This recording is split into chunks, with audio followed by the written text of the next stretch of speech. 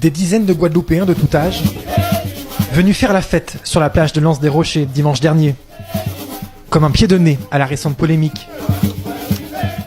Le lundi de Pâques, Emmanuel et ses proches avaient été pris à partie sur une plage à Saint-François. Une riveraine résidente avait alors violemment protesté contre la présence de cette famille sur le site, prétendant qu'il s'agissait d'une plage privée. J'ai été chassée avec ma famille de la plage de l'Anse des Rochers. On nous a demandé de partir parce que ça n'était pas autorisé sur la plage et bon, c'est ce qui m'a fait bondir, c'est ce qui a été aussi le début de toute cette polémique autour de l'accès aux plages en Guadeloupe. Je pense que c'était du racisme et de la discrimination. On a beaucoup parlé de l'Anse des Rochers, mais c'est quand même un problème récurrent. La plage de l'Anse des Rochers, la voici. Un coin de paradis ici sur l'archipel caribéen, doté de résidences flambant neuves. Problème, la population n'y serait pas la bienvenue, et son accès serait particulièrement difficile. Nous avons tenté de le vérifier. À Saint-François, ce panneau indique bien la fameuse plage. Problème, aucun passage n'est créé pour y accéder, et ce, sur au moins 3 km. Au bout de la route, nous arrivons sur la résidence concernée, avec au loin la plage de l'Anse des Rochers, alléchante.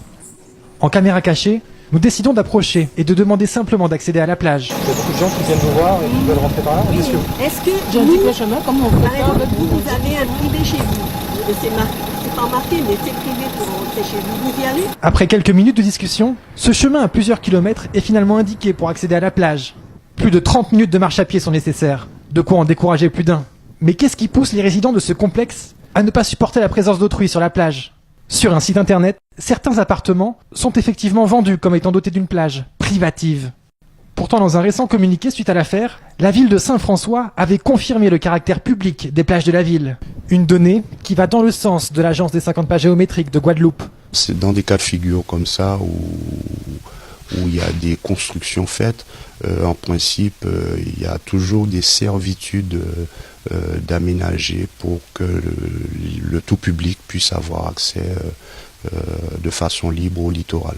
Et personne ne peut techniquement prétendre, à moins qu'il y ait un arrangement, des décisions particulières, comme par exemple dans le cadre d'hôtels, où les terrains sont justement, il y a une session de fête pour une période bien précise pour permettre à des projets comme celui-là d'évoluer.